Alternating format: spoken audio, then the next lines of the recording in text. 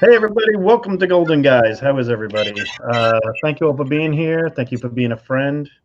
Real excited about being here. I see there's a lot of people chatting away in there. I see. I'm going to shout out the chat. I'm going to shout out the chat first, so I get the waiting on Knights right now to join us here. So we'll do that. But Just Rican, just finished watching him. Comic Man Andy, how are you? Ricky, how are you? Always good to have him here. Chris Barrett, good having you. New Copa Law thing. Oh, nice. John Cummings with, hey gang, look forward to see this great show with a great team. I'm missing JD already. Oh yeah, I left the Unlimited show. Yeah, but that's okay. Comms Comic, this is my first chance to catch the Golden Show live. Well, welcome then. You know, you're a pal and a confidant. No worries, right there. Ricky again, good having him here. DS is right there, ready to rock. Mr. Gretzky, good having you. Rangers kind of having a rough game right now. Chris Barrett, John's Comics with Kids, me, and JP's Budget Collecting. Great having him here. Man, you got to watch more JP's Budget Collecting. His show is just lighting it up right now. And TJ, the Slab Dragon Watson, the sponsor of the let me get that Dolphins thing out of there. Sorry. My wife, look at this. The house divided. Half Giants, half I grew up as a Dolphins fan, so don't tell my wife that. Dan Marino is my childhood idol. Dan Marino is DS Comics' childhood idol. Sorry, everybody, we got to go over this. She wanted to name our son Dan Marino Dwyer. Yeah. See, even the dog doesn't like that. You're going to hear the dogs a little bit more, but they won't be snoring as much. And so there you go. So I will definitely very happy to be here. We're going to show you some books we got. We're going to go over everything else. We do have some topics to discuss. We have some original art. We're waiting on Mikey Knights of Old, but he'll be here. He I didn't get a message from him yet, though. Knights? He might be coming on right now. Sent. Let me see if he got it or not.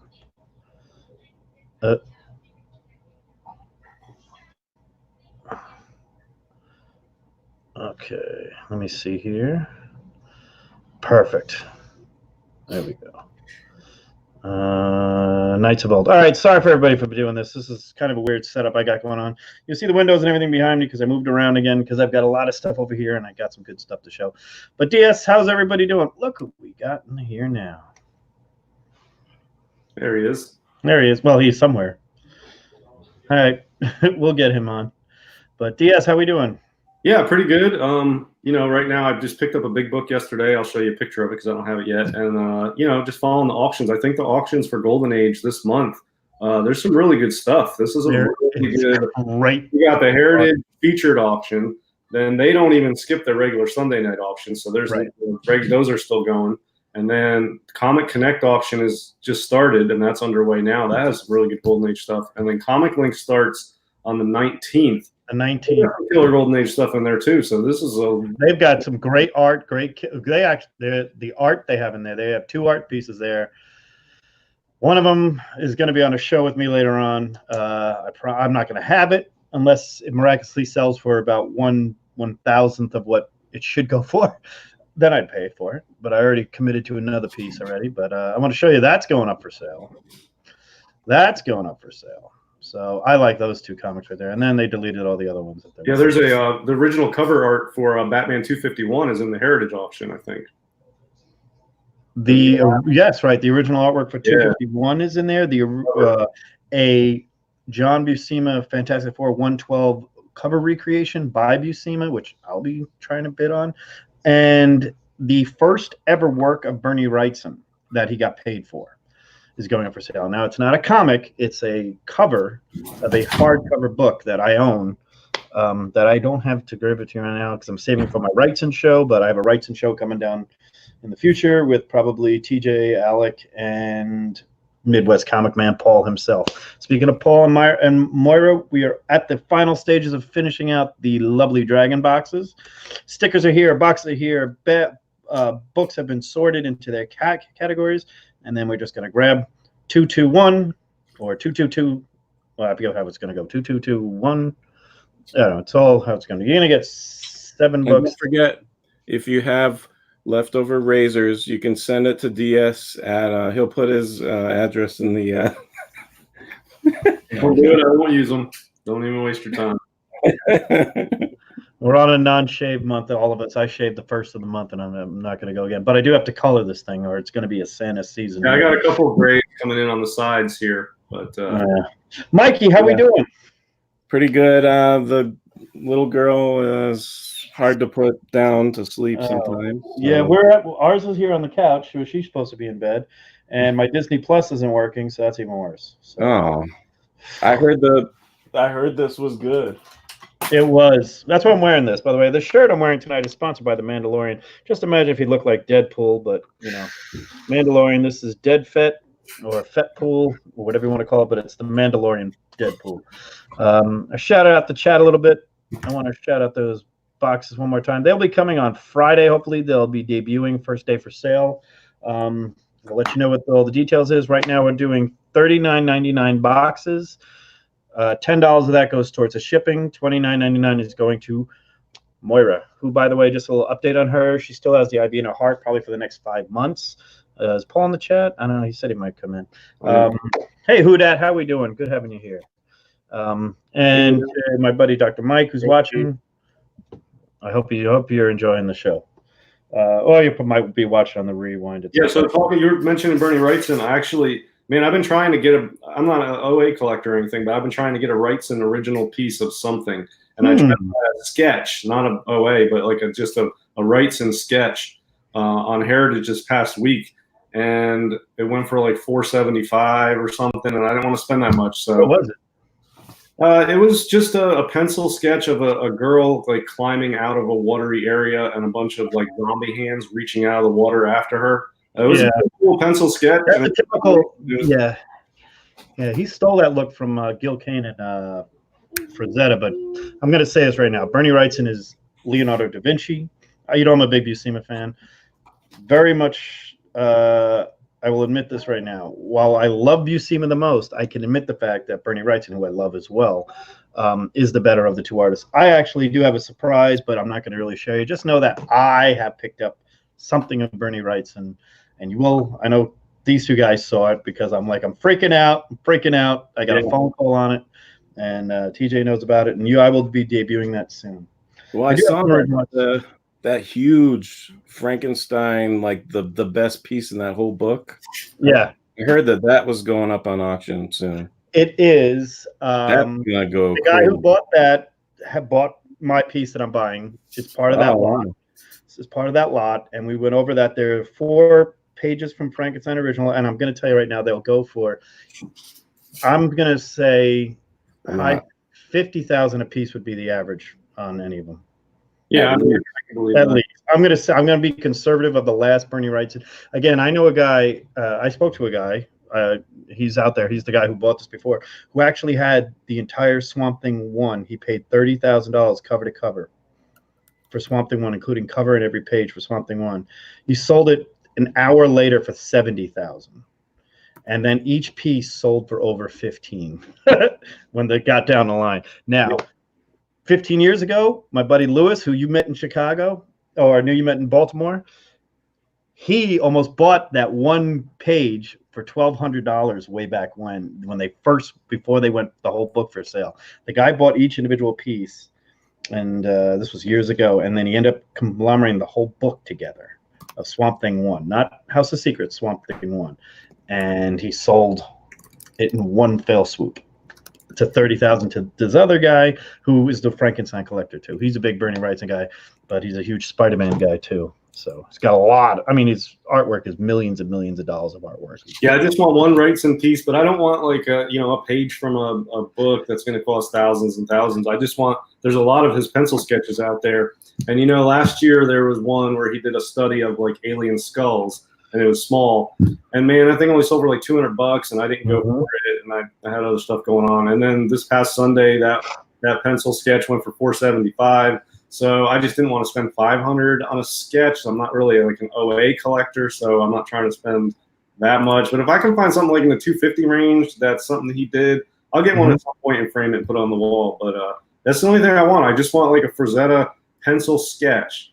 And even those are getting expensive, man. $500 just for a pencil sketch, I thought was more than I wanted to spend, but it was nice. So this is that one that I think it's gonna be at least 100K. This is my favorite of the bunch. Now, Is that the original piece? Yeah, Yeah, that's that's insane, original. dude. That's pencil, probably 200 or 300K. not inked yet. Oh, it'll be more. I think it'll get to like 700K. I mean, Yeah, I mean, that's he how never had the Frazetta stuff, because that is, I think, in the Frankenstein book, when you open it up, isn't that the first image that's right inside the I don't know. cover? Look at it. I got it over there. I don't know, I could but do it's the one that you think of about Frankenstein, that's for sure. Yeah. And it wouldn't be, we're going to talk Bernie Wrightson, even though it is Golden Guys. But I'll show you a piece that I enjoyed there. But want to show, did anybody pick up anything this week other than, no, I know DS has his book. We'll save that one for last. Well, I'll just show you what I picked up this week before we get into our topics. But first thing I picked up, let's just go over these. I picked up some great jungles at really good value. All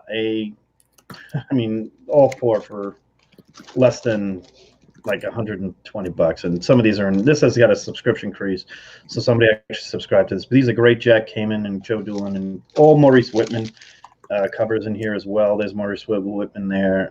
This is an old one. This is the oldest of the bunch. This is a 38, number 38. This was you get a whole bunch of stuff going in these. These are four. The design up top behind the title. I like that. Yeah, these are the old ones. I have a few jungles and jumbos with that, and it's usually 50 or below of both of them that have that background. I did talk to people about a Jungle 2 and a few other good jungles that I was really interested in, but this is just a classic one. This one you actually see on elephant covers, they call it. There's only one other guy who subscribes to that. That's not me. I think it's probably one of you guys, to be honest with you, because I'm like, why the hell does he collect these? But anyway, there it is. Jack Kamen. And that's one of the stuff about Fiction House is I found these and the colors were perfect. And I said, well, these were in a basement. I mean, you don't really see blues like this. Yeah, that's nice. Greens. And these were all of them. I'm going to tell you right now, this would have been a hunt. All four of these together were well under like 140 for all four. Yeah, that's a real good deal. But then I went a little bit original art crazy. So if you all know, I'm a big Doctor Strange fan. I know DS is going to get a kick out of this. So at Baltimore, I met Mark Waid with Barry Kitson and everything. And I don't know if I met Mark Waid, and I told him I was walking him back to the booth. By the way, I'm in the Mets. Congratulations, Pete Alonso, on winning the Rookie of the Year. It's the only award we will win. But there you go. Maybe Cy Young. There it is, Doctor Strange. This is a Mark Waid and Barry Kitson. Now, this is done a little differently because this is a book that's active right now. This is on your shelves right now. And he sent me the original pencil sketch done by Barry Kitson, signed by both him and Barry. And then I said, this is great. I'm a huge Defenders fan. The next week, I guess he had my address. You can see this page that has all the Defenders on it versus Galactus. And Barry sent me that piece. Wow. So I thought that was really nice when I paid the shipping and the insurance. So yeah, they like to insure their pieces for a lot more than what they're probably worth. But I said, sure, no problem. And my big one, lifelong dream of mine to own something from this book. This book is The Return of Jane Foster. This is 231. You don't see Jane Foster really as a living character other than a memory. She's in one memory in the 140s, but since 136, I think, when they break up and he, it's like the movie, he breaks up, she marries a doctor, the whole deal. Well, in the beginning of this one, she gets, she's in a hospital because some guy goes nuts, and that's this guy, Armok. If you know the story of Armok, he's the oldest. Armok is the Neanderthal. He's possessed by this heavy-set woman over here, not fat shaming, just saying what the fact is. This heavy-set woman here, that's his mother in real life when he's not Armok. And what happened is she did a seance on Halloween, and that's what happened. So this was the Halloween issue for that time. And it did come out in October, and even though it says January on it. But here you go, October 74 it came out. And if you look carefully there, you see that's the death of him. And this is done by the great John Buscema and Dick Giordino, written by Jerry Conway. And I made a trade, and now I own the original artwork of it. And the details in this is you've got Hercules, you have Armok, you have Thor, and the detail that he puts on this stuff. And he punches him. And this comes back, this actual issue shows back of why he's unworthy. This starts as unworthiness, actually, because he just to let you know, Armok dies from a punch off the cliff after they go through a major battle, and he's distracted because his mom's calling him, and he recognizes him, and Thor doesn't recognize that, so Thor had no empathy. So, and then Thor takes off to go find Jane Foster, and Jane comes back. What did I trade for it? A certain character from the Bronze Age, first appearance in a VF minus, I guess. What's 7.0? VF minus? VF minus is 7.5. Oh, so fine plus is 7.0? 7.0 is a fine, very fine. Fine, very fine. Fine, very fine copy of a first appearance of a character from a Spider-Man book. And I don't want to upset Comic Man Andy. I did already. I told them what I turned it into. So it's funny. That book, how I got that book, how I got the books before that, all start at $10. So it just goes up the chain right there. You know how I got these books, what I traded for and sold for. Well, let me ask you this: are you going to? I know the actual Thor book that came out of is not like super expensive. Are you going to buy like a reader copy or a reader copy? This is a reader copy. Oh, are you going to like take the page out or Yep. over and frame it next to the OA so you can see exactly? I spoke to a framer already, and this is how it's going to be looked. That's what And I'm thinking if it has enough room for the other book, I can put the assigned Jerry Conway's available right now, but he's just a writer. I'm happy with just this, and it's got the Marvel official. If anybody collects original art, this is what you want to see. If you ever want to know if it's real, you want that. Maybe not the scratch off where they screwed up the year or the issue. Oh, did that come framed to you too? No, I have these. I have a bunch of these. But yeah, that's my big OG original art right there. Not quite Golden Age, but we share everybody because comics are comics. But you have a Hercules right there, an Armok. This is the death of Armok, and that's his appearance. So that's my big hauls for this time. Yeah, very cool. Thank you very much. Not good enough, but maybe you'll see that one on the hunt. But I do like the book itself has. I mean, I would love to have gotten this page. Yeah, that would be a much expensive OA, I think. Or this one. The last page is just ridiculous. Spectre from the Past, by the way. Shout out to Spectre right there. If you want to see, it's the first time anybody sees Jane Foster or hears of Jane Foster in years. I mean, 6 years in comics is a lifetime because they didn't kill her off. She ended up marrying a doctor. And then what happens is this police officer says, yeah, it's all over. And this woman was calling your name. And he finds out it's Jane Foster. And I would have loved that panel just for that look on his face. You know, I'd love to have gotten this page, but I asked people about that page and they didn't no idea where it goes. This is a classic story, but it's for a Thor fan, everybody knows the book. If you're a major Thor fan, this is the book that you know changes. The Thor kind of starts as this path, and Simonson takes over in about 35 issues. And 30 issues, and it kind of goes into the Simonson. You get the Beta Ray Bill, the loss of Mjolnir, the whole Eric Masterson starts a couple of years later. Yeah, the Simonsons, when I started, that was the first comics I read when I was younger was Simonson Thor, and that's what got me into comics. So Thor's my favorite character, and really Journey into Mystery 83 is probably the only superhero book really on my Grails list, or like a superhero book I want to pick up for my PC is probably Jim 83.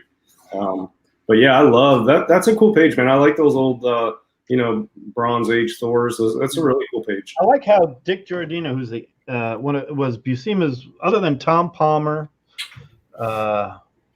Dick Giordino probably did a lot of the other ones, especially during this era, because Palmer would have been probably at DC maybe at this point here. But you can see, where's it signed? Above where he's choking him. Yeah, right there. It says Dick Giordino. It's a Buscema original piece. And, they don't come around that often, especially in Thor's. Savage Swords, there's a lot of Savage Swords. And those go for, depends on what's on it, honestly. Think about original art. When you buy an original page, it's what's on it that makes it more valuable. Obviously, this one makes it a little bit more valuable is the number of characters that you have that are imperative to Marvel, Hercules, and Thor, an action sequence, and a death of a character. I mean, it was very dark era of the books. Was this era very dark, where people kind of thought that, the later Thors got real weird, but they got more like Walt kind of brought in the cosmic world to Thor again. What John did, and what Jerry Conway did with this, is he took Thor down a really dark path. Yeah, my favorite Thors are the Walt Simonson and the earlier Kirby stuff.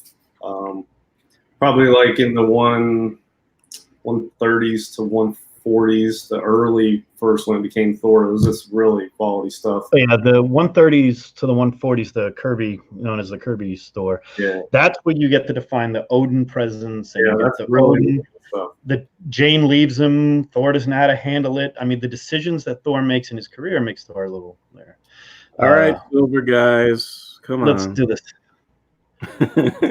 All right, so how we doing? I got my 84. I Comic at 84 knew about this, so we got to finish my yes, we do. Back in time thing. So now we're going to do the back in time. So we're going to try this part. We're going to try this for a little while. 46. All right. We're already in 1946. This is this week or last week in 1946. Yes. Okay, so everybody, we are going back in time. We are doing a time swipe, and we are going to go to the comic shop on New Comic Book Day, and you're going to pick out the books that you want. So go ahead. Let me just say, first of all, I'm glad that we're past World War II, because that stuff does nothing. Oh, this was great. Damn you! Well, I love the show. So we can start getting good crime and horror. There you go. That's decent. Now, I don't know. Is this... I forgot to look at who this was, but I don't think it's Schomburg. I think that's a Schomburg, actually. And really? I think so. And it's that one's gained a lot of popularity more recently. It's not a key or anything, but it's just it's a cool cover that's gained a little popularity. I noticed the price on that has gone up, and some people have it on their want list. So that's become a sort of. You have a bondage scene, so that's one thing. That's number 17, right? Black Terror 17. Yeah. Yeah. 17. Yeah. So we're in 1946. Anybody know? Cover by Alex Schomburg. Stories by Charles Strong. Yep, that's it. It's definitely Schomburg. You can tell Schomburg because the girl is not really that good looking. He's not very female. And did you see what he's pouring in? Plastic. Oh, that's what that is. Because the story is that there's a circus guy, and that's where you see him. And there's a ringleader who's controlling controlling that guy. So I think she might be dead if you had that much hot plastic already on your all the way up to your crotch there. You know. Well, yeah. Yeah, but I love the Golden Age stuff where they have the riveted machines and devices, and they're all labeled. It's like they bought all the stuff at the same store that the Roadrunner buys stuff, or the Wile E. Coyote bought it at the Acme Company. It's all labeled. You can tell what's the poison, what's the plastic, what's the cement. What you can everything's always labeled and riveted and nice. I always like that stuff. I will be right back, fellas. Keep going. I've got to deal with one thing. So yeah, Timely was still doing lots of the new like little funny animal stuff. They did create Mighty Mouse. I thought that's pretty cool. I always liked that show as a kid. The Mighty Mouse first appearance is, I think sometimes you can get a good deal on that. It just has to kind of, because it's not super popular, and every now and then it could slip by, you know. We got this could be Schomburg, I think. I don't know. It probably is. It looks like a Schomburg, and that looks like his Pyroman. Next week I'm gonna try to get the artist names and stuff on this thing. It's funny how it says "Learn to Fly" on that on that ship. Oh yeah. I thought this was a pretty funny title. What a life. I've never seen that one before.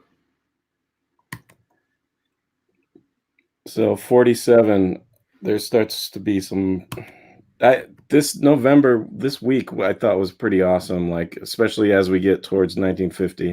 So 1947, that's pretty good. That's probably a Jack Kamen. All top, number 9. Jack Kamen. Did he do a lot of the? Yeah, I mean him and Baker worked on a lot of this title. So did Baker like kick him out when he started taking over? I don't think Baker really ever took over. You know, a lot of them are uncredited covers and interior art, and so you know some of them are uncredited, and I guess CGC for the most part lists that it's Kamen or Baker as the cover, but none of them are signed, so you can't tell for sure. I don't, you know, I know there's some collectors. JD's one who disputes whether some of the Bakers are actually Bakers or some of the Kamens are Kamens. So it's not easy to tell sometimes on these Fox books. And there's a nice black cat. Yeah, that's a Harvey publication. Hollywood's glamorous detective star, the darling of comics. You know, that head over to the left, on the left side, I mean, it's kind of like that Marvel, the typical Marvel, you know how they have the heads. I forget what they call that little corner there. But, you know, that kind of looks like it. Yeah, it does. It even has the date there. Yeah, and Black Cat had those adventures with her for the majority of the first 38 issues, 40 issues, something like that, and then they turned it into a horror title. So this is Black Cat. They turned it to Black Cat Mystery, and that's the infamous Black Cat Mystery 50. I didn't even know that this was part of that. Yeah, that turns into the horror series Black Cat Mystery, like in the 40s. But all prior to that, it's this stuff. Do you think that the last one before it turned into horror had like anything in the back? It was like, tune in next month for something a little different. I don't know, because I don't collect any of the ones that are right before the horror. You know what I mean? All the horror ones I get, and the backs, they advertise the next issues and the other issues of horror stuff. So I'm not sure. Oh, that's cool. They might, though. I would think it's already in the planning stages. A lot of comics did that. Do those horror comics, like the ones you're into, do most of them, the ones that you've seen the insides, do they have like letters and stuff? Yeah, they have letters. They have some cool stuff, like Chamber of Chills is a Harvey, like this Black Cat is, and they have a section in there of songs, which are like poems, but you're supposed to read it to like a song, and it's like creepy stories in poetry form that are meant to be songs, and it's got like the little images that go along with it. So they have some different stuff. I really like reading a lot of the PCH stuff. They mix it up. There's several stories, and then there's letters, and there's you know, little single page, little goofy things. That's cool. Yeah, it is very cool stuff. Then we got Blue Beetle. Yeah, and you could see how it's starting to be a lot of women on the covers. And then, you know, we got that. I mean, there's just a lot now. It's like they started with funny animals and goofy stuff, and now they're like, well, if we put a chick on the cover, that's been selling. So keep doing that. JoJo Congo King. That's not the greatest of drawings. No, that's not a very good one. Junior. That one's, I've seen people pick that up as being an above average GGA book. I mean, it is kind of early, I guess. Thought that was a pretty cool underwater cover. Yeah, sorry, everybody. I had a rundown. Female artist, and I can't remember her name, but she did. I think there's like 4 or 5 issues in this title, and they're really trippy. This is the least of them, probably. There's some really cool, weird, trippy covers in this Land of the Lost. And it's a female artist, and I can't remember her name, but they're pretty unique books, and they're not very easy to find either. I'll just go through these real quick, JD. So, I saw that. I saw a JoJo in there. Oh, that's a nice Starling Schoenberg. Yeah, all top. That's a Fox. Beetle. JoJo, that's another one. Fox Junior. That's pretty. A lot of people pick that Junior up. They love that book. It's kind of like they kind of, it's GGA obviously, but it's kind of like an innuendo. Yeah. I mean, it is kind of a up the crotch. Yeah, I think he might have supposed to said something. You know, the guy in the back, he was going to say something, Yeah. I apologize. I just had a rundown. Yeah, JoJo had some amazing covers. Yeah, they're getting out of hand in price right now. I mean, I just saw high mid-grade JoJo from Fox Syndicate go for, I think, like $1,200 to $1,500, and I'm like, that's not what they're worth. But they weren't that 3 months ago. What'd you run down? 6 flights. Our elevator broke, so I had to let the guys in to work on the elevator. But You have an elevator in your house? I'm on the 5th and 6th floor of a warehouse. So okay. You could have just told me, like, yeah, I'm on the. Yeah, it's like my ceilings. I'll show you. Oh, I'll just show you right now. See the ceilings? We're an old warehouse. So. Oh. Yeah, the crime stuff's starting to pick up here in between 40. Yeah, Murder Inc. That's who published that one? That's is that Quality? No, that's. Yeah, I don't. There's a. And look, there we go. That's a nice one. What's that? That's 49, right? Yep. Everybody, this is when people say it's a poor man's. It all started with this. Poor man's 49 is Brick Bradford 6. It's most every Pieta cover is. That's the. I'd probably say that's the grail of Pieta covers. But she's awake. She's awake. It's up there. I think that's probably. I mean, definitely a top 5 Golden Age sci-fi cover of all time. Yeah. Depends on who you are and what your preferences is, where you would place that. I would place that probably like 3rd best sci-fi cover of all time, 3rd or 4th maybe. I mean, you got Fantastic Comics 3, Planet Comics 1 because it's the first issue and the classic cover and total sci-fi series. But then Startling is a arguably 3rd on that list, I think. So Science Comics 2 I think is probably up there. Science is definitely very high. Would you say that having that comic in hand, it looks better than digital? Yeah, I mean, I tell people all the time who don't collect Golden Age that when you get a Golden Age in hand, it's a totally different experience, and some more than others. And this one in particular is stunning in hand because it's a large book being a Golden Age, and it's just so elegantly done. It's simple. There's not a lot to it, but it's striking. And it's just the colors on it and just the layout, the airbrushing of it, especially the airbrush covers that Schomburg did have a certain look to them. And it's a very cool book to have in hand. A lot of the superhero stuff, you get it in hand, it's not as it doesn't blow you away because you've seen superhero books. I've seen the Punisher books before. If I get ASM 129, it's more of a historical thing than just a visual blowing your mind. But these Golden Age, especially this one, it blew my mind when I got it because I've seen it on walls. Yeah, you put it down. There's always been this theory about this book is that there's a curse to it. This is what I heard years ago. The Golden Age, you're cursed if you pick one of the 4 books up that everybody talks about. You won't put it down. You will eventually have to go bring that home. Eventually, it will addict you. And yes, you're right. That is Bender. Bender is totally taken from Starling 49. Because that's first. Brick Bradford 6 is another example of that. But then you have some Human Torches with that. And Knights, we just saw a guy on the CGC website get a steal for a book. Did you see that with that? The Black Terror punching the Nazi. I might have. Yeah. I know there's been a few good sales lately, but I'm just trying to Rick's selling all that stuff. So trying to not blow too much money. Yeah. I told Rick, I did your last month one. I'm not doing this month. 2 months ago, I did. He does it a couple times. Schomburg robot covers is a category I collect specifically, and there's quite a few. There's probably 10 to 12 Schomburg robot covers, and I only have a few of them. But a really cool Golden Age category to go after.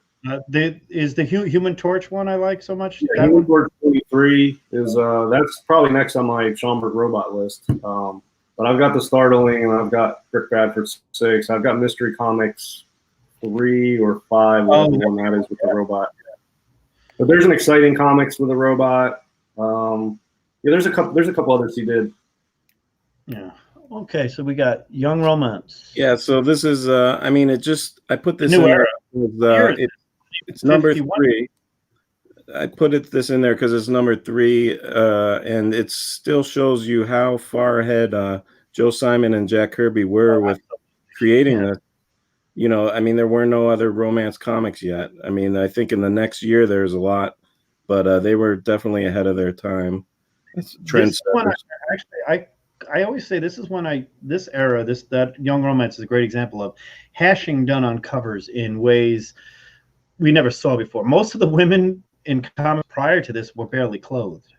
Now you've got romance books, which actually were fashion. They were like fashion magazines.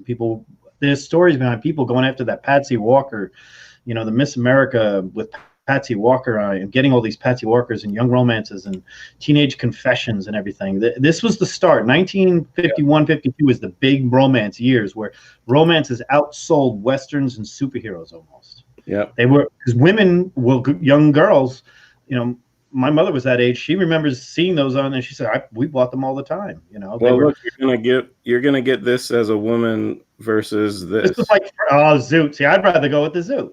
Well, sure, me too. But I mean, 90% of every book I have looks like that. You know. It's so weird. Look at her over that Jack like round. That is Jack Heyman. Tire.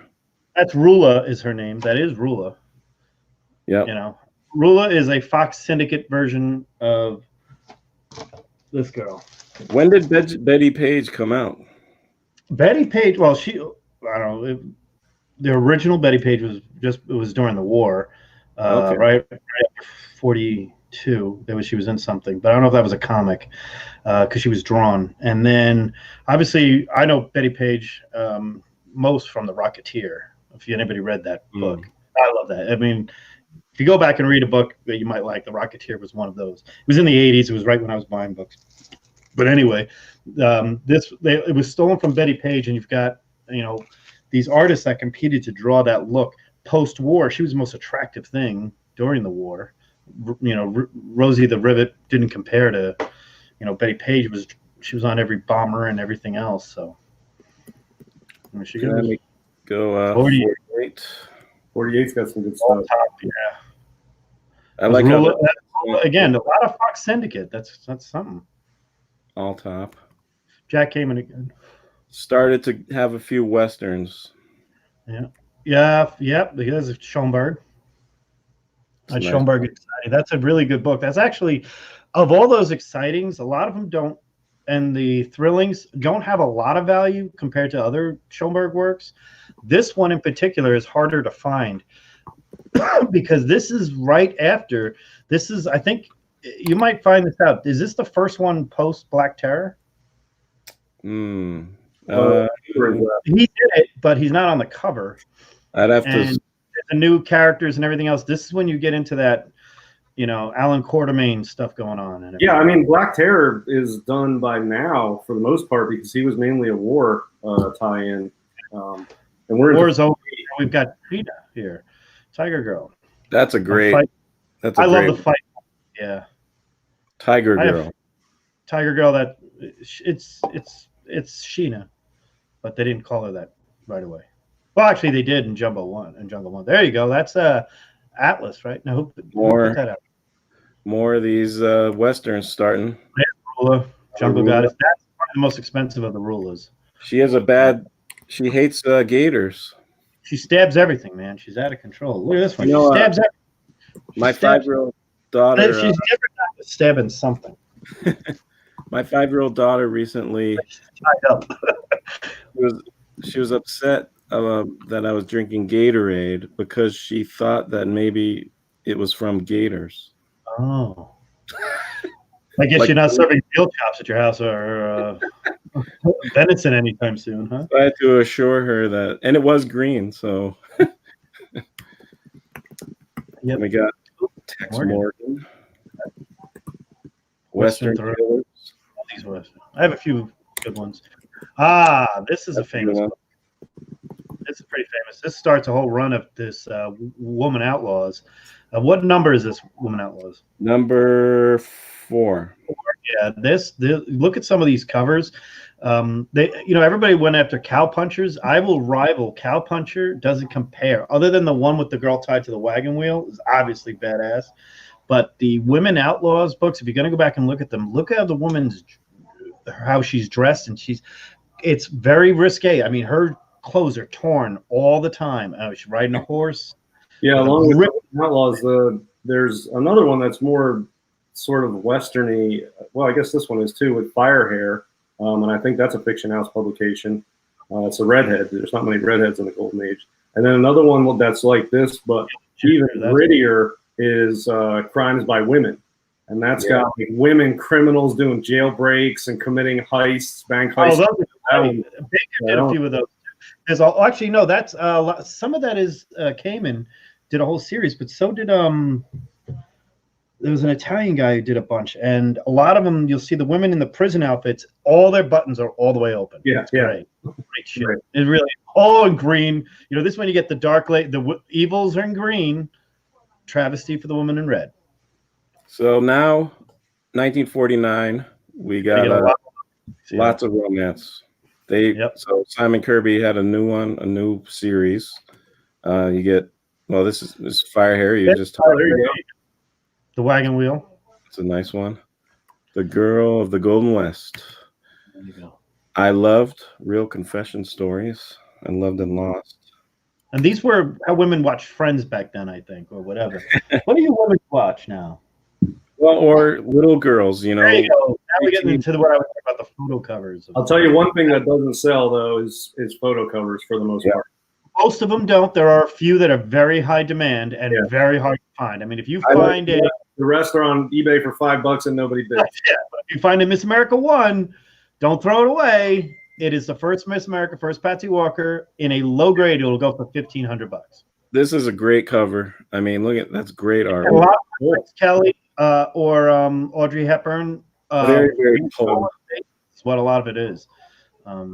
Looks like a pulp cover, doesn't it? Yeah, it's definitely a painted cover. It's nice, yeah.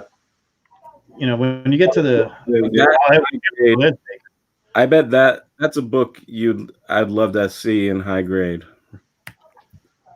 The Modern Love. Here it is. The Shame on the Girl. The Evil in Green. There she is again. Evil in Green. Yeah, green. Yeah, Evil Green, red. A girl. Really? E-book? Looks well. It's got the True Love on the side. It would be the predecessor, you see, right? Because we're not in 51. Yeah. Yeah, they look like you see trade dress on those. Love Affair. That looks like that could be Baker. Hang on, let me look up that one. Love Affair. Big that eyes. is certainly looks like Baker. My Love Affair. What number? My Love Affair. What number is that? Number 4. My Love Affair 4. That certainly looked like Baker. That looks like Baker. Art by Ken Battlefield. Fox Features Syndicate. Let me hang on. Wow, that is really hard to find. Yeah. Wow, they didn't even say that. Wow, very difficult. They don't know who did the cover. It just says Ken Battlefield and others, including cover. Yeah, Ken Battlefield would have been the interior because he worked for Fox on. That's a pretty good blue chip Golden Age title. Star Spangled, yeah. Yeah, back then. I mean, that was a popular title. Good value, good art, and good stories. That was a very popular title back then that had a pretty good run. And you never know what superhero, because you got Robin in there. You got Tomahawk, who Neil Adams ended up drawing amazing. Tomahawk was very good. The front, good stuff. I brought this next one, because even Kirby's book, they would put the photo on there for a little while. They sold like women magazines, like Cosmo. Photos. 1950. Now a lot of photos. Getting a little dark, hopefully. For DS. There you go. That's a nice Joe Simon cover. Yeah. Oh, Little Rough Fauntleroy, yeah. I don't know what this was. This was that's that part of the. Is it art? That's Archie, isn't it? I don't know. Archie comics. Yep. Has to be. This was a great cover. Is that Dick Ayers? Great cover. I don't know. Yeah, that's a big That would be error. Dick Ayers. I don't think it would be Frazetta. Didn't start those until later, right? Great. You know, some of the issues in this run are really hard to find too. Some are out there all the time, and some you never see. I mean, there are some Tim Holtz that are photo covered that are very hard to find. And I look around. Obviously, the first ones, first Ghost Rider ever is in a Tim Holt, and is a reasonably priced book, as opposed to some of these are worth getting a lot more. So your first appearance, people. The first appearance of Ghost Rider is worth a lot less than most of his other stuff. And you know, if you're looking for some Ghost Rider, this Ghost Rider. Frazetta stuff, Frazetta worked on Ghost Rider and Tim Holt. He does some cover and interior art on both of those titles. That's not out of, you know, it's not unbelievably expensive. It's pretty affordable. And another thing about Tim Holt, they're also photo covers of Tim Holt. I love the death on the stagecoach. That's awesome. Yeah, it's cool. And I love the variant on the colors, the red and the white. I love that. I love having the contrast that they do. There you go, Guilty. Starting to get more violent. Yep, I think that's from the same people who did the police stuff. There you go. Yep. Boy, that's just wacky. I mean, I was going to say that's just terrible. Sorry, I wouldn't buy that in a million years. Oh, yeah. Steve Savage. Steve Savage over Korea, so starting to get into the trying Korea. To go back to the wartime, that didn't work. The war was over by the time those things came out. Oh, there we go. DS, your show. Yeah, and, there's like 2 issues of Web of Mystery that I like, and this is issue number 1, and I like this one. It's really cool. That's kind of a washed out digital version of it. It looks richer. The actual book has richer colors than that. That looks like it's been scanned several times and it's lost some of the feel of it. I was gonna say that book has so much dark to it though. Yeah, but it's not really, and the real one is not quite as dark as that. It looks much better than the digital version that we're looking at. But yeah, that's like, I would consider that like a lower tier PCH title that's affordable, and some of them are pretty tough to find. You can find a couple of those, and you'll be one of the few people that has it, and you can build a very unique PCH collection for cheap if you go after stuff like this. Right. I would say that this one is about $500 in about a 2.5. No, I think a 2.5 of this probably be like 250, 300. It doesn't go for that much more. Oh, okay. I thought it would be a little more because it is a Warren Kremer book, and that's one thing I wanted to say is Warren Kremer, if you don't know, is one of the most unsung people of the golden age in the pre-code horror for his artwork and his coloring, because he did a lot of it himself. He did all of that I tried to go after a couple months ago on like Comic Link or something, and I just opted not to, and it didn't go for a ton, but I just didn't go after it. I think Kremer's very good. I just don't think he gets enough of the credit from, you get Lee Elias and your Jack Davis and your L.B. Cole and your pre-code horror world and everything else, but you kind of forget about Warren Kremer. Yeah, and that might be a Warren Kremer cover right there because he worked on Harvey with Lee Elias a lot. And Witch's Tales is a solid interior stories and art too. That cover is less than spectacular, but so Kirby they quit with the photo covers at this point. Only a year, so 51. Here we go. Airboy. Here we go. That's one of mine. That's been on my list for quite some time. That's one of my favorite elephant covers, I have to say. Look at that. My favorite without Good Girl art. They're freaking fighting that thing. You got the green and the purple one in the background too. Yep. Oh yeah, that's what I was going to say. The guys in the back, that's the one that are fighting there, screaming up at it. It is my favorite elephant cover. I don't know if that's a Heap issue, but it's hard to find. Yeah, I'm not sure, but Airboy has some. Yeah, like the Heap issues are good, and there's some good artists. Solmerowicz did some work for Airboy, and there's numerous volumes. I can never keep straight which usage of the which because there's like 8 or 9 volumes of Airboy, and you can never. Yeah, you have to find these very low print runs. And you're getting some of this. They're experimenting. They're trying to figure out. Will the leather jacket wearing crowd buy comic books? Oh, there we go. That looks very pulp as well. Yep. There's these you can find in antique shops if you're interested, and you won't pay a lot for them. And I'm serious, if you're interested in this stuff, if that's what you like, these are great ways to get into these covers. And I don't think that I think they're undervalued because eventually they will become popular. I just don't have the space or the time to go. It's my favorite one right there. Of all the pre-code horror books, Space Detective 3. Yeah. So, Now sci-fi. this, both DS and Knights, I've shown them I'm going to win this one, and I got outbid by $5 when I went to bed. I passed out, and DS said, "Did you win the book?" I said, "No, I didn't." DS is smart. He puts in the max he's going to pay for it right off the bat, and then he can go to sleep. Me, I'm trying to get the best deal possible and pay under what I wanted to pay, and just in case somebody's in there, I still want to get it. And this one, I'm like bid like 170, or no, not even that.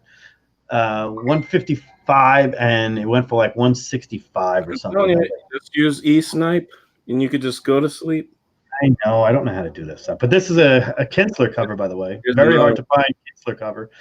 It is very hard to find a good grade. It's not hard to find. There's a lot in the low grade, but very hard to find in a really good grade. Yeah, these Well, that's titles, you got to be careful if you're looking for them and you're not that familiar with Pre-Code or Golden Age. There was a guide. You'll see in the circle it says IW. Those are reprints. Reprint from 2 years later.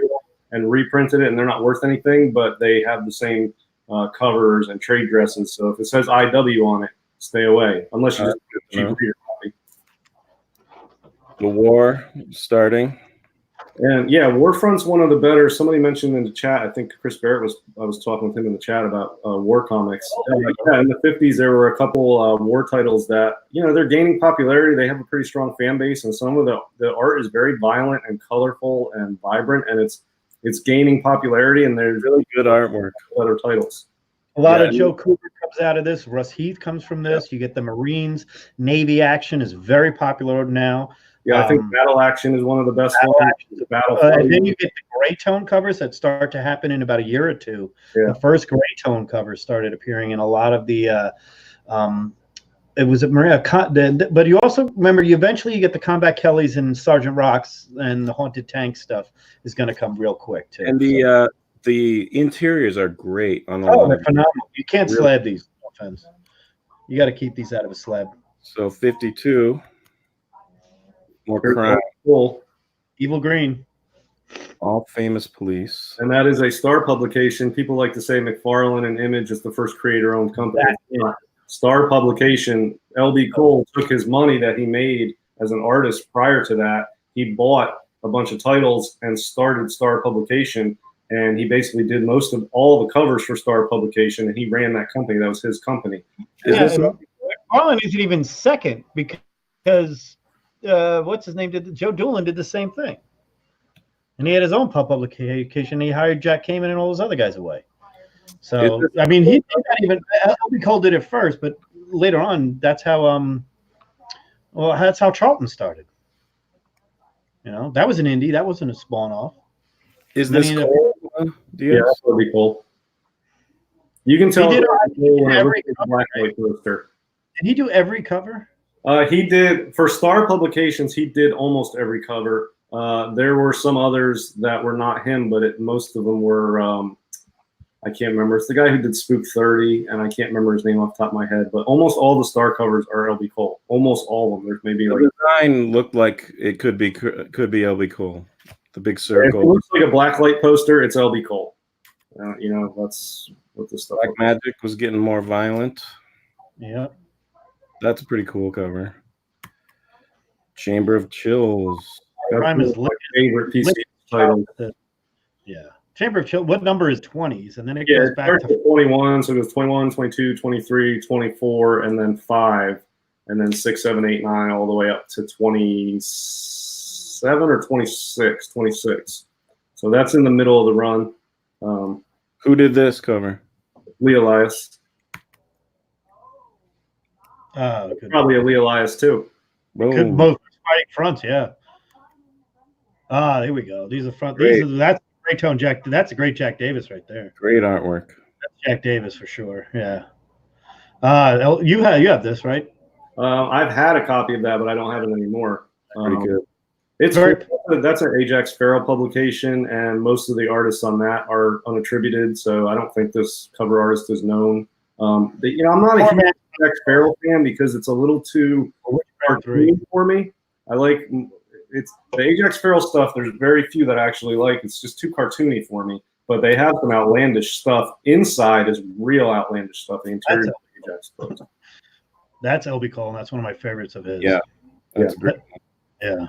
He does great with logos. he knows what he's. I mean, it's one of those guys that he literally was way ahead of his time. Graphic design oriented. Yeah, absolutely. Back then, his stuff was very unpopular. And look at ridiculous. Outlandish. That's an LB Cole, classic LB Cole hanging cover, which you don't necessarily notice, but in the background there's a guy hanging by the noose. And That's a great one. And that's a pretty tough book. There's only 13 or something on the census, and I had one of those in a 4.0 I sold this year. It's a tough book to find. That's a cool one. I like that. If you can find one with a really good color strike, that deep blue is really striking. This week was crazy, like you'd think it was Halloween. Yeah, right? I mean, there's so many of these. Another LB Cole there, too. Yeah. Battles the Red Mystery Jet. Yeah, good old Steve Savage again. Terrifying Tales. Another LB Cole.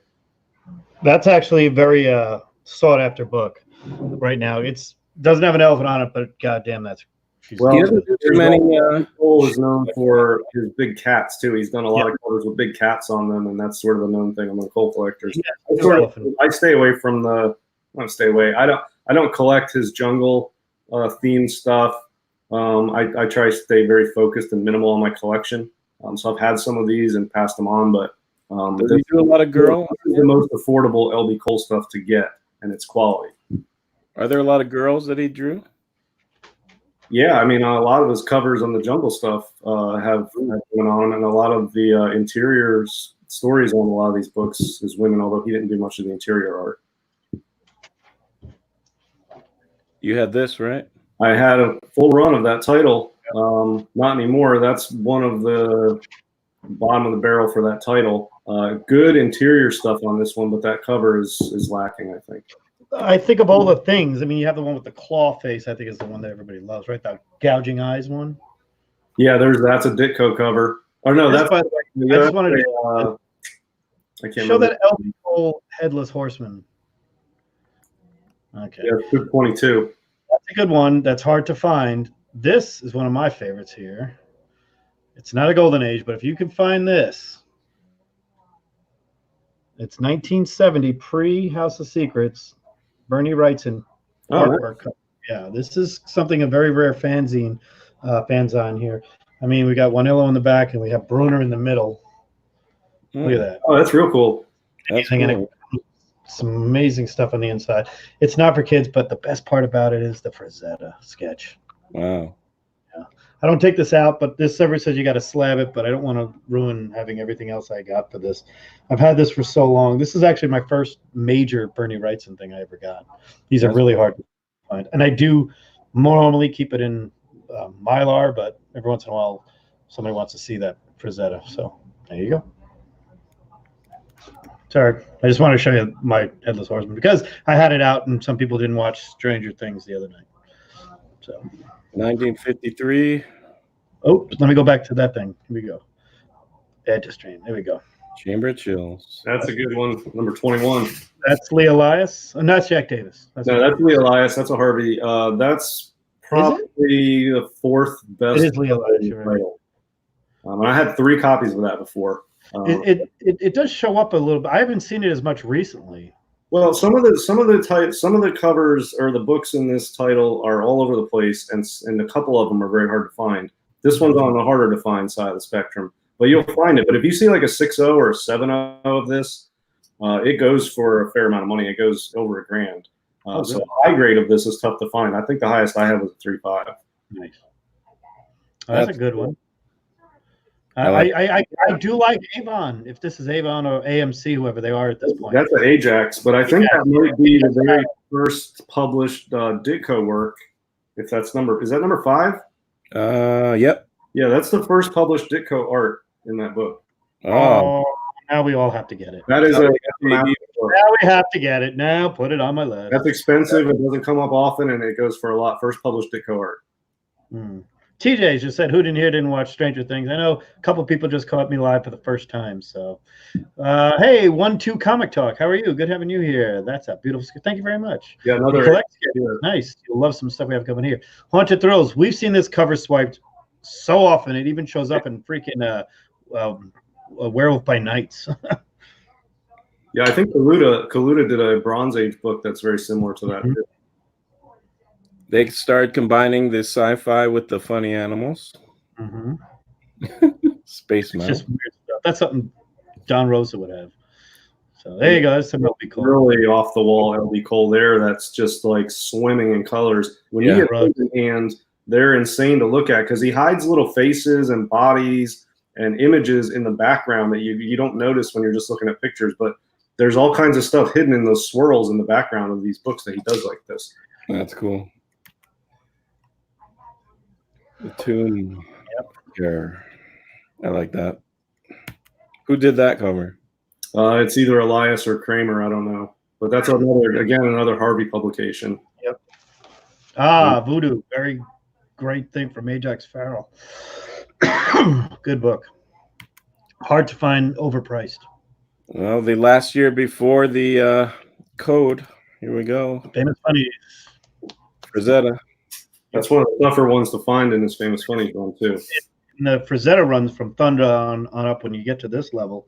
That is as scarce can be if you're collecting. If you're collecting Frazettas, that's pretty rough. That's a Kirby, right? Yep, Kirby, Joe Simon trying to do their version of Captain America, I guess. There's a good issue of that title that has, I think, a motorcycle scene on the cover. Yeah, that's a cool one. This was an interesting Mad. Brings back memories. I think Mad is very overrated. I know Mad #1 goes for a lot. It does because of the ad. There's a famous book, one of the top books, has the ad for Mad 1 in it. I forget what book it is. It's from 1954. It's like the biggest book of 54. And I don't go for these like novelty covers, and it's not like, hey, we're pretending it's a composition notebook. Okay, it's kind of cool. Get away with it while you're in school. It's pretty funny. Come on. Yeah, it's funny to look at, but I mean, you got to spend money on that just so you get the gag cover. I don't, but I mean, it's a novel. You need the curmudgeon to get his way. That's good. Police Trap. What do we got? Yeah, I don't know anything about I that. don't really like that stuff. A little busy for me. That's Voodoo. Another one. Very good book. Very good.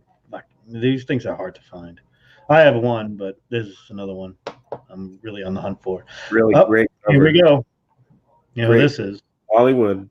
Yep, that's the great Wally Wood right there. This is a book I want to get, but I am stubborn and I want a nice, bright white copy of that. Impossible to find. And I'll pay up if I can find like a 5.0 with a really nice, bright white cover, but you just don't ever see them.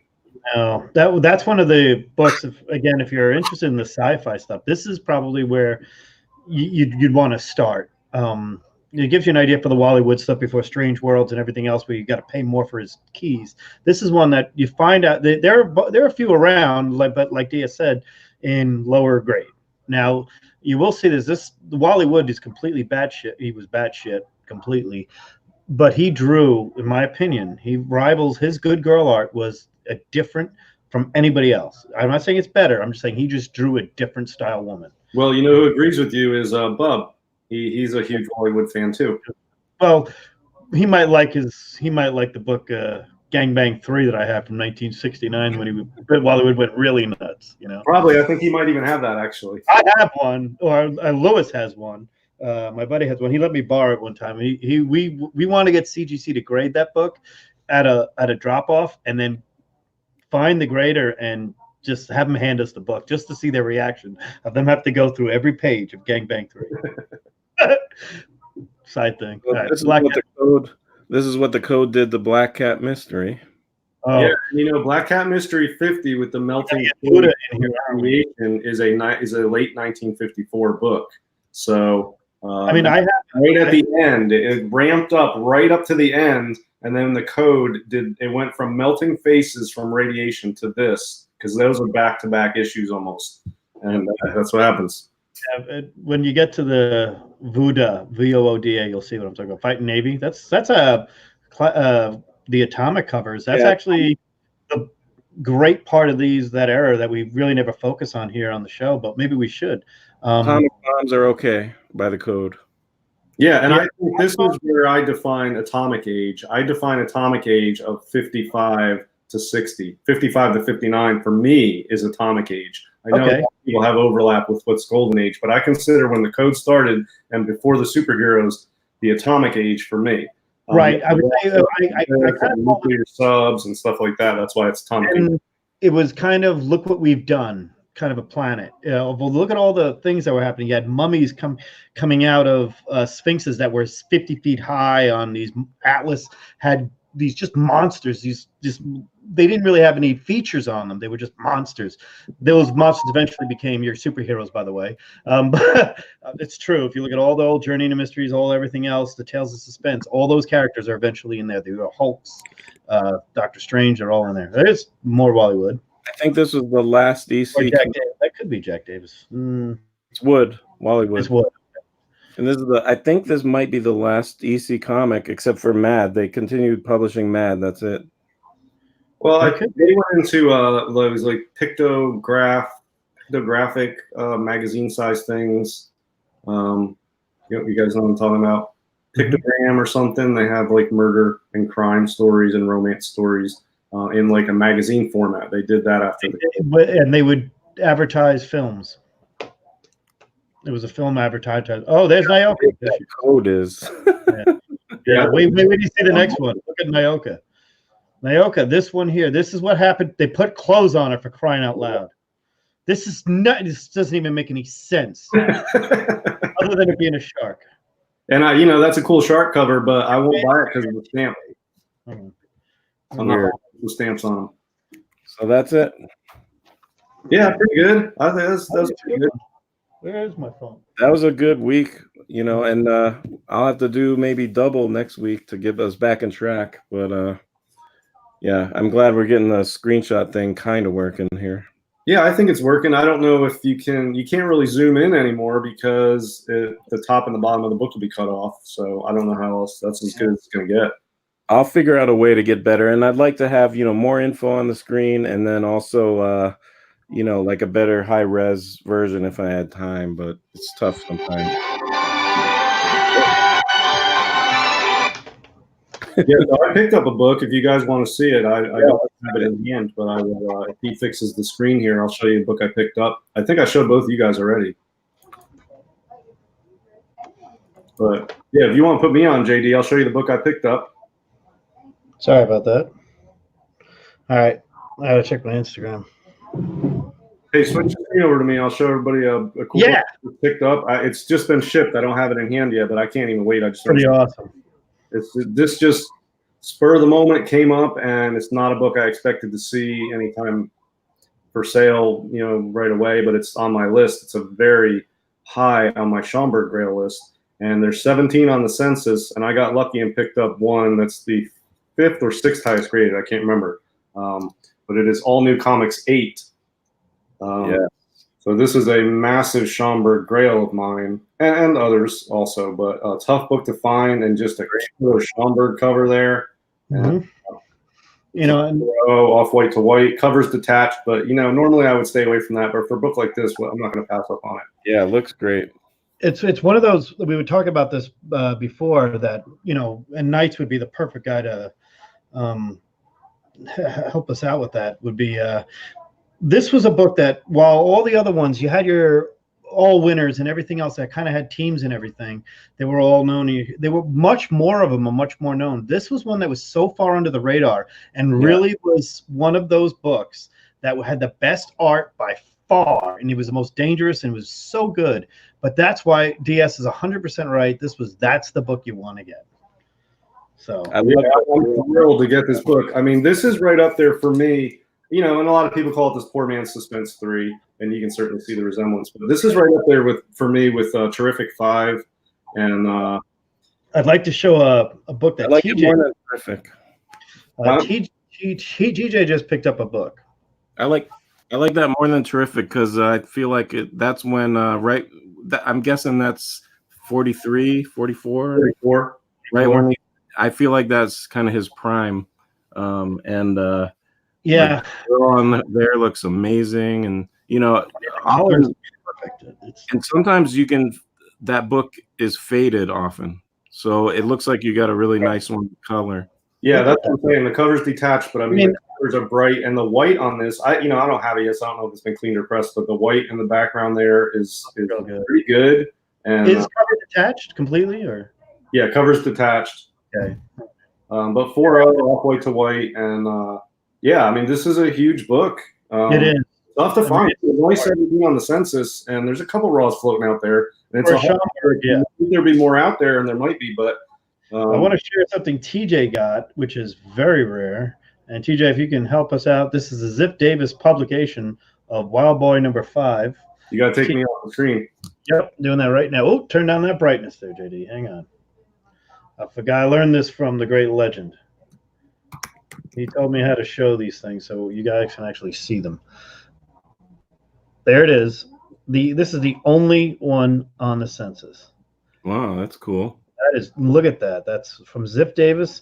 TJ, can you tell me a little more about it? Is that a Kinsler cover? It would be. Well, we have to wait for them to. That's a painted cover. It's painted, yeah. Who is the cover artist on that? I'm trying to see. I can't really see that. TJ, can you read through the cover arts? I mean, I think I know who it is, but I can't really see that. I'm wearing glasses, so yeah, I'm not gonna be able to see that in a million years. He'll in the chat. He'll probably. Yeah. But I'll show that again. This is really real deal. You want to talk about winning the hunt, having the only one, and it's like looks like a Craven kind of thing going on here. If you ask me what I think, you know what I mean? It's not like he's getting chased by them. He's doing the chasing. You know, he's the aggressor on those animals. That's awesome. Yeah, Norm Sanders. You're right. Norm Sanders. Yeah, Norm Saunders. Yeah. Yeah. Nice. Congratulations, TJ. Yeah, we all had some good weeks. Yeah, man. that's great. Yeah. Stuff like that you can sometimes get kind of cheap. Yeah. Yeah, there's one with Davis that I like, and I can't remember the name of it, but it's got a very steampunk sort of sci-fi feel to it, with a guy driving a robot and attacking somebody, and it's really off the wall sort of steampunk Saunders cover. I think it's a Zip Davis. I can't remember what it is. Zip Davis had a lot of titles that were like Wild Boy. They had a few other ones. They had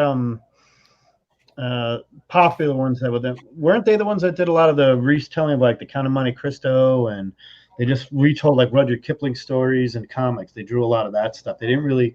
There wasn't a lot of originality going on later on, but then that's where a lot of your Silver Age artists came from, though. You know, a lot of them were from that era that we were doing that. Yeah, here's the one I'm talking about. It's Amazing Adventures number 4. This is a Zip Davis, and screen. Oh Jesus, Harold Christ! This one's cool. You find the weirdest shit.